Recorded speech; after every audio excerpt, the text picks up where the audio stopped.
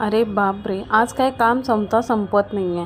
दिवाळीच्या दिवशी बघा ना, किती घाई झाली. दिवाळीचे तोरणं बनवायची होती, रांगोळी काढायची होती, पूजेची तयारी करायची होती, नैवेद्याची पण तयारी करायची होती आणि इतकी माझी धावपळ झाली आहे ना ह्याच्यामध्ये.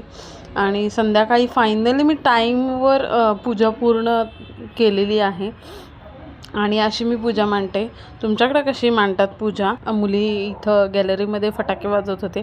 मोठे फटाके आणलेले, पण मला पण भीती वाटते.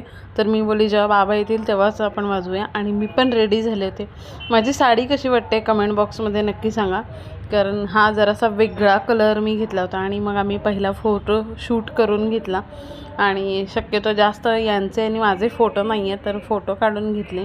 आणि एकाही फोटोमध्ये गार्गीनी कॅमेरामॅनकडे बघितलेलं नाही आहे, म्हणून छान फोटो काढलेत. पण गार्गीला काय प्रॉब्लेम आहे काय माहिती. आणि त्याच्यानंतर मग आम्ही जेवलो आणि गुलाबजाम, पनीरची भाजी, चपाती, वरण भात. आणि जेवण झाल्यानंतर मग आम्ही खाली फटाके वाजवायला गेलो होतो.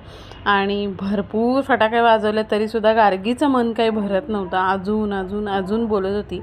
आणि म्हटलं खूप बस झालं आता, खूप वाजवलं. मी आपल्या एक साईडला सुरसुरबाजी आपला फिरवत होते, कारण मला फटाक्यांची खूप भीती वाटते. तर मग मी तेवढंच सुरसुरबाजी उडवलं आणि बस इनफ केलं.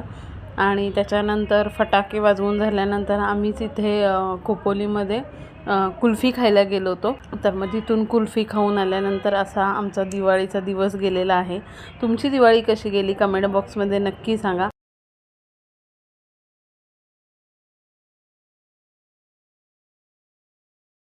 भेटू नेक्स्ट ब्लॉगमध्ये. बाय.